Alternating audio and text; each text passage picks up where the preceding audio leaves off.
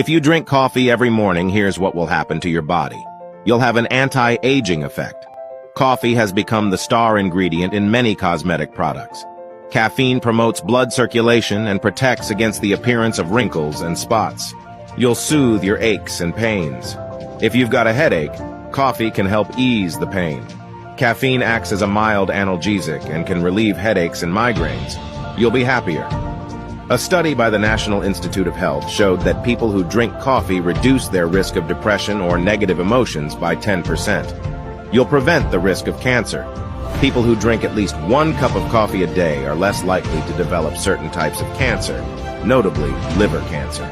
The caffeine and antioxidants contained in coffee play a protective role against these diseases. You'll improve your memory.